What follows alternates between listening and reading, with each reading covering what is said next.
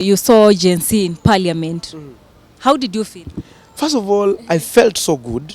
I felt so happy because number one, they had really gave us the condition. This is what we want. I even I told members, you have voted yes and you're still standing here. You will run. Mutakimbia. There are some rumors that you were given, or not you alone, but most of you were given some amount to vote yes, Okay. but you rejected. First of all, you cannot refuse the allegation. Every African country right now is now looking towards Kenya, setting an example, setting. Hi guys, how are you doing? Of course, I'm your queen of content, Rudic2. Welcome to the best online TV show, and I'm back again with your favorite. Sasa najua mnamuita favorite, mumesema yeye ndo wako tu. Kama siye hamtaki mwingine, niko hapa na Honorable MP Peter Salasya. Mambo vipi? Fiti. Uko sawa? Niko poa sana, niko rada, niko BA. Unasema Gen Z viva. Gen Z viva. Gen Z viva. Mhesha, how have you been? Been so great. This is the best moments that we are seeing as a country. The moments whereby every African country right now is now looking towards Kenya, setting an example, being like a pacemaker, whereby the Kenyans can call out and say the Article 1 of the Constitution, which talks about we the people, that all powers belongs to the people, and that a constitution is meant for the people and for the people. And that is why now you see sometimes we want to make some laws, but if we goes ahead and make some laws that are not being comfortable, it's like it has also brought another revolution, another change or revolution or emerging issue, emerging trends, that you don't just impose something just because you want to achieve something, but it also, when you make a law or a policy, it has to go with you have to make a choice. Do you want to go that choice or not? And if you're not ready to go with that choice, then you have to be hard. That is another, because now we have been in a dispensation whereby somebody makes a decision that this is what I want to do. Whether you like it, it has to be implemented. But now the trajectory has changed, the dimension has changed, everything has changed. It has to go back and resonate with the common mwananchi. You can't borrow. The Kenyans have a way of doing things, so you have to also look at what Kenyans love. It's just like you go to Kenyans love alcohol, or maybe, I'm not saying that they are drunkards, but they love making fun, having fun. Me being part of them, like tunaenda kupiga sherehe. So ukiongeza pia bei ya alcohol, is like you also infringing the rights of some other people like us, who also after work we also have to have fun. So it has brought another msisimuko in this country. Yeah. And for the past 2 weeks, we've really had a lot as a country. Kulikuwa pale na finance bill. And I know, hii ni swali watu wamependa kujua sana. Why did you vote no? Of course, kuna mambo mingi sana. Kuna wale wali choose ku vote yes. But you stood with Kenyans ukasema, I have to vote no on this. First of all, I've realized that Kenyans is a country that has the most learned people. And even more learned than even members of parliament. That's a fact. And so these people had the grasp of the bill from somebody can explain to you even deeper than even I myself. Even me, when I was captured at one point on the flight, just trying to catch up with what is exactly on the bill. And so the bill, people had, Kenyans are so much learned, and so they can even guide you. And even me, I accepted to be guided from the ground. And indeed, issues that they raised up were pertinent issues, because they were against the Finance Act of 2023. And even most of the members of parliament who voted for it, or some of us who never voted for it because it found us when we were outside the country. Because some of members, we were not notified, like we are going to vote for this week, and it's the following week. I personally was in Morocco.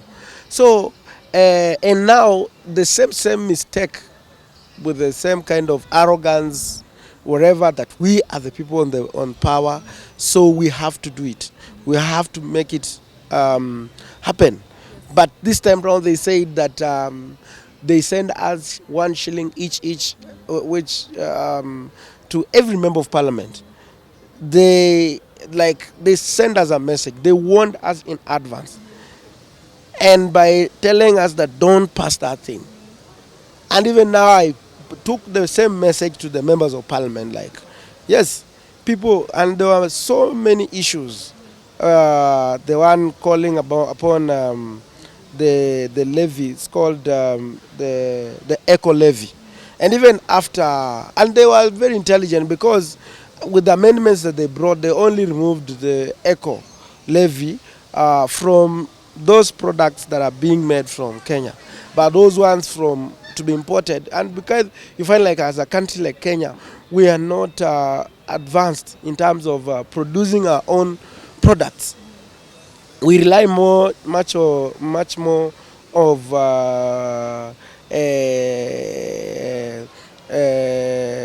importation. So by bringing in another thing, another taxation, is going to to make the cost of living, or the inflation cost, to go up. And Kenya is saying no, we cannot accept this one. They also noted, like, areas of, we strain so much to produce the money, but the allocation of this money, they are not being put on areas that really matters, right? And that is what the Kenyans raised the concern. So that is why, even me, I personally, digital content creators, then I raised the issue. They say that we are giving the tax to the digital providers. The digital providers, people who bring in taxes, the providers. Like, for example, you can be a content creator, but there's one who creates that platform. So when you increase the taxes for those on those digital providers, they will migrate and go and work with the content creators from Uganda, Tanzania, Ghana, Nigeria, or any other country, whereby they'll find favorable and find, like, our young people have the content creator. And it's not just content creator, it's about the online article writers. So they will say that we cannot be in a country, because they also want to see what amount of money going to the pocket of that person who has worked on it so heavily. They say that these people have not invested so much capital investment and all that. But now it's about the idea. Idea is a capital investment. So they will decide, because now at the end of the day, you will think that you are punishing those who are digital providers, but they will migrate and to other countries, and then you find, like, our young people, they have the talent, they have the idea, but now who to provide them the work?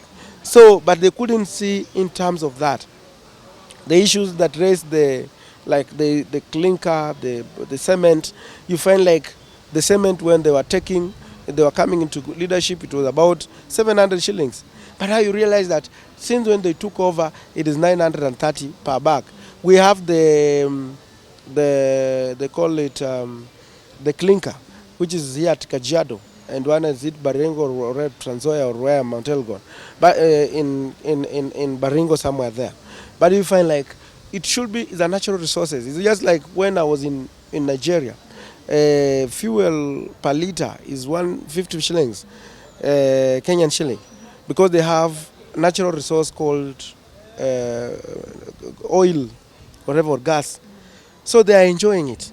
Even as now, the cement was supposed to go down, but again, you are saying that the clinker that is coming down, the end product is about making things to be cheaper. So when you want to provide the clinker that is coming in Kenya to put 10% on it, it means that, and you are monopolizing the clinker here in Kenya, it means that the cost of cement will go up. And the cement is the most important component that for construction, affordable housing, and all that. So it means that we are not now getting it right. And issues to do with the shift migrating from the NHIF to social insurance, insurance, whatever, bringing it. And then we have not structured the ones that was there before. Used to have the UPI, it's never working. and many other things. So you noted like we had things introducing tax on transportation of the raw material like sugar, and many other, bringing in the levy, the railway levy, bringing in some other levies on. So it hid a lot of hidden things. And you ask yourself a question that when we brought the Finance Act of 2023, we're still struggling as a country. Like there's no the money circulation is not in the country as supposed to be. Many because when you talk about you want to discourage people from importing, why can't we make our own products to be competitive than the other countries, so that we can also start exporting? It's just a two-way. Like a country like India, they used to have problems to do with cancer, heart problems, and all that. But now they invested a lot of money in that sector. So everybody is running to India to do transplant, to do heart surgery, to do whatever, because they identify that the health sector is the key area. And so you find like it's a major income, foreign income as a country. But now, as we have not identified ourselves, this is the area that as a country we want to invest in. So we find like it becomes a challenge. That is why I'd say that we have to reject it. Yeah. And there are some rumors that you were given, or not you alone, but most of you were given some amount to vote yes, Okay, but you rejected. First of all, you cannot refuse the allegation because number one, you know, laws are made in the parliament. How comes that the state house becomes another extended hand of legislation? And when the president says that, let everybody do his work, let the legislature legislate, why do we have to have the interest again? You have interest again calling the members of parliament in the state house, and then they come when even someone had made that this thing I'm going to vote against. When they come, they have changed their mind. So whatever happened, whatever the magic happened, it becomes, if there is allegation that they were being paid, then definitely it's a yes. Yeah. And how is your life right now? Because you started rejecting this thing way back, the day it started. Are you maybe receiving some threats because you've been even posting on your pages? The country, we are in a democratic country whereby everyone has expression, freedom of expression. Like this is what you feel like. No, we are against this thing because we are young people.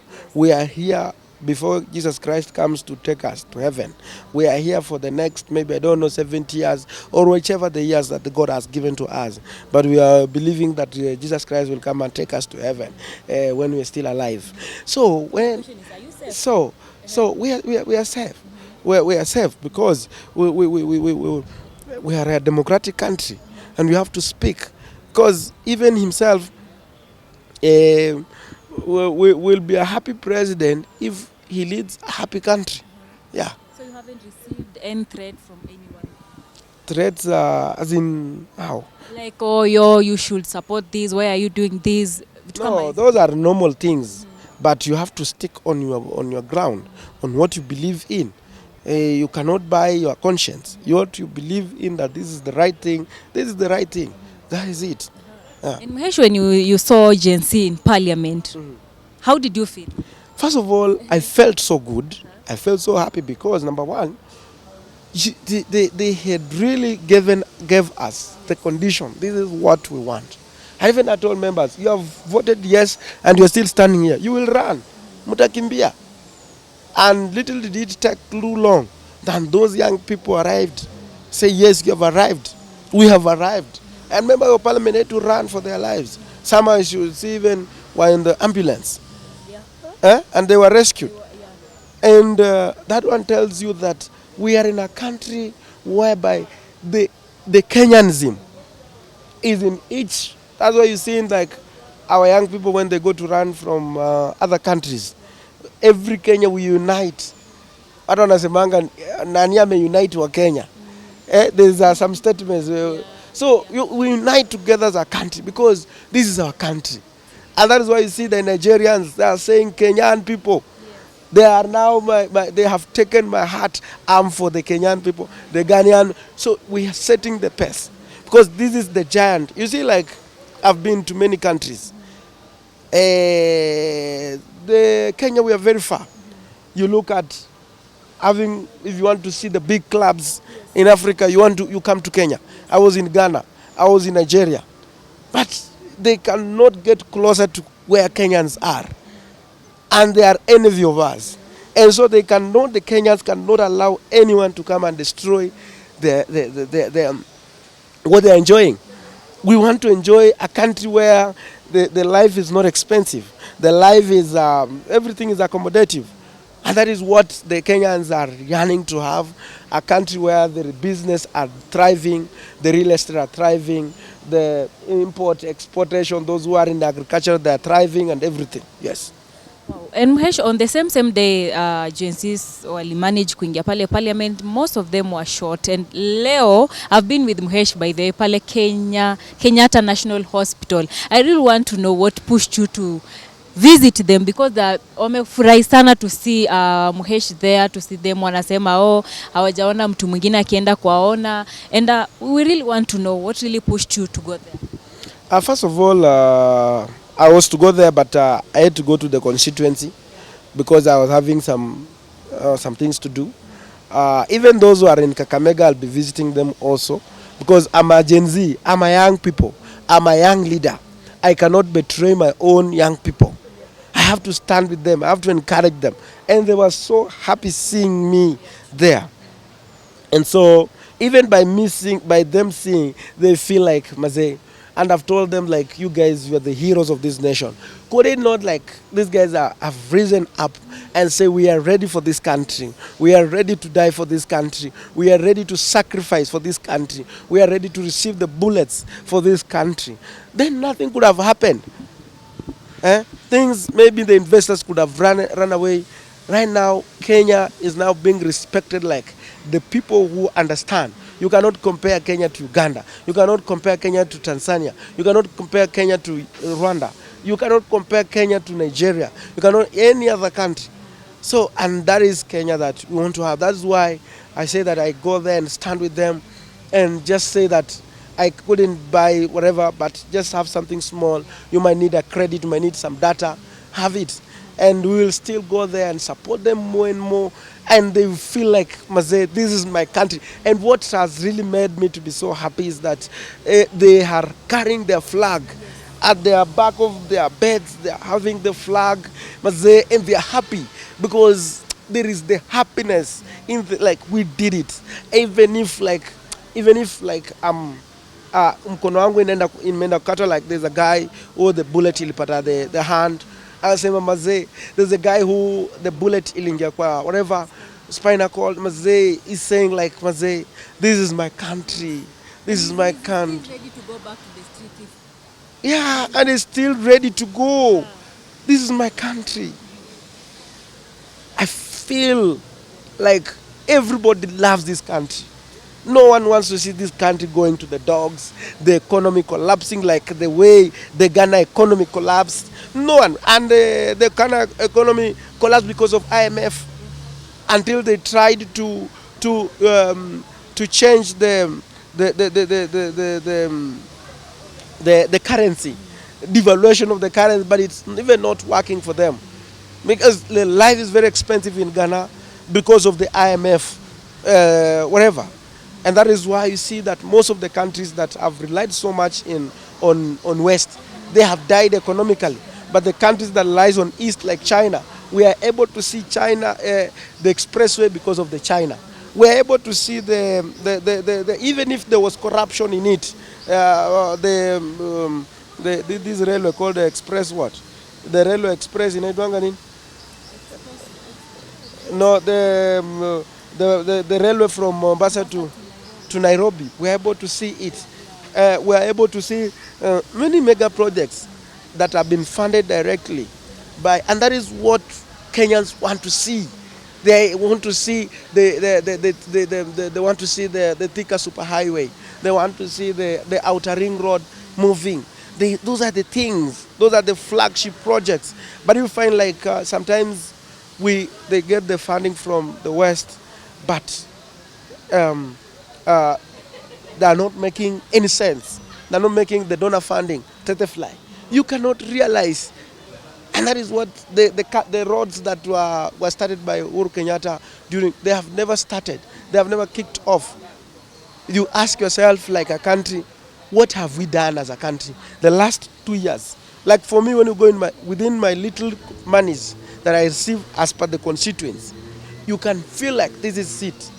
So this is now like the Kenya Kwanza government should be telling, and that is what is making Kenyans to start asking questions like, Maze, we are 2 years, we are not seeing.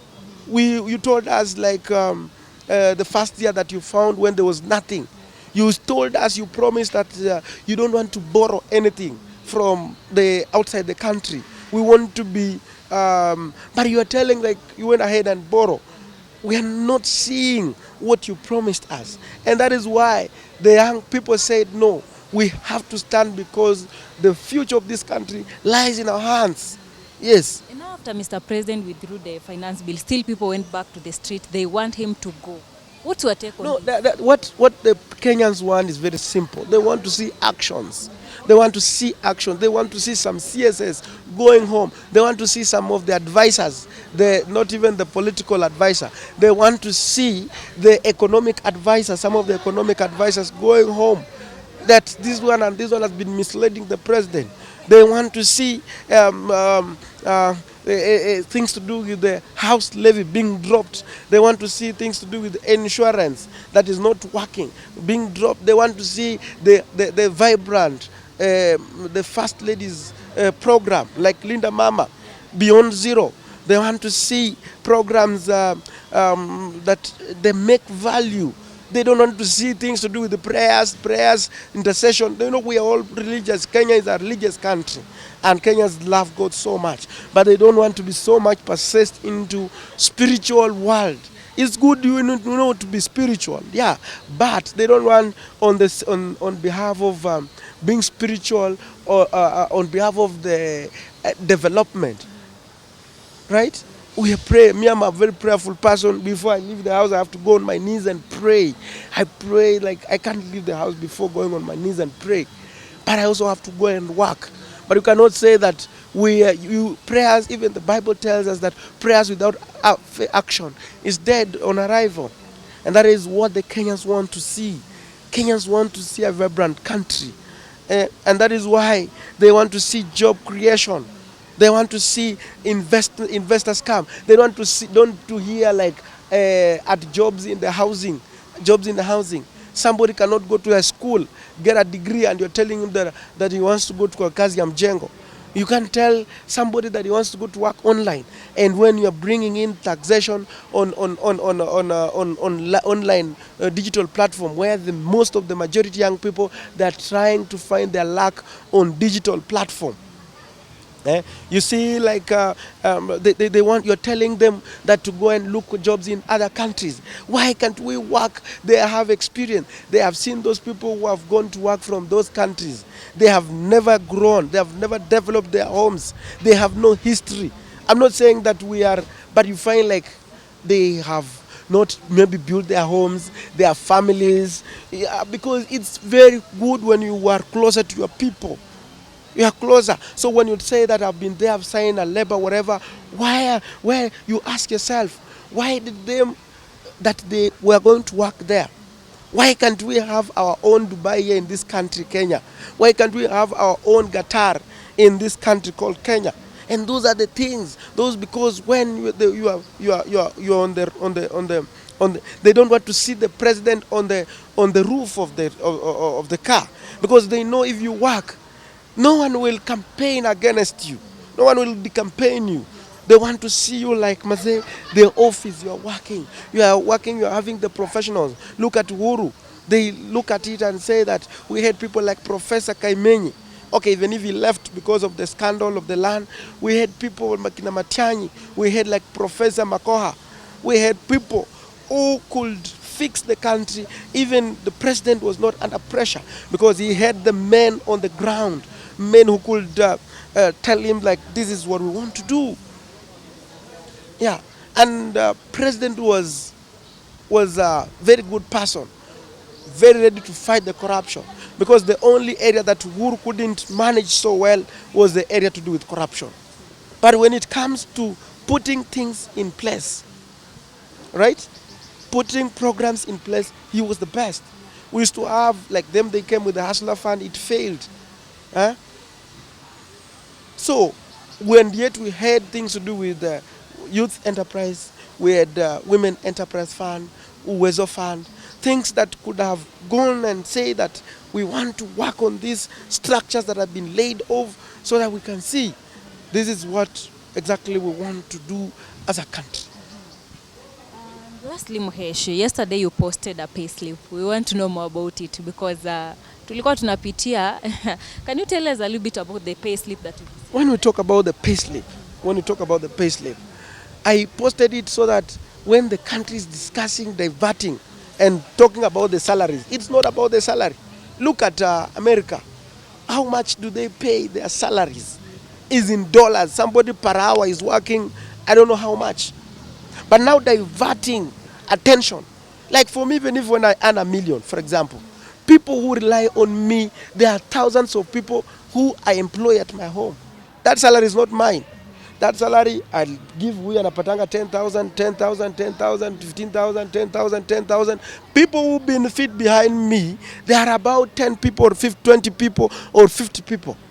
So when you cut, I will also scrap off these other people. So it is just a logic. It is not about discussing the salaries. It is about looking at how can we generate and make our economy to be so vibrant. How can we make our economy to be so vibrant? That is the conversation that Kenyans should be having. Not like you're saying that you're going to talk about how much do those people earn. Mimi kwangu sahi niko na wafanyakazi wengi. Wenye wananisaidia, huyu kazi yake anaangalia mambo ya sijui nini, ule anafanya nini. That money goes back to the circulation. That money goes back to the circulation. It's not about, and also shows how payslip are. You are paying for the mortgage. You are bringing in house levy. You are paying for the NHIF. You have another Minet insurance. You are also bringing in another shift. You are also bringing in another tax. So at above this, you are bringing in another tax. So those are the conversations, what I really wanted Kenyans to know. It's not about discussing. Let us discuss issues. How can we make our manufacturing area be productive? How can we make manufacturing? How can we attract, like we have seen president have been moving extra vinegar, they are coming to the Germans to come American to produce here. Give us the report, the progress on it, right? These factories that have been, this is ABCD. Those are some of the things that we really need as a country. Sawa. Naona mtu unajua watu wa mask saa hii.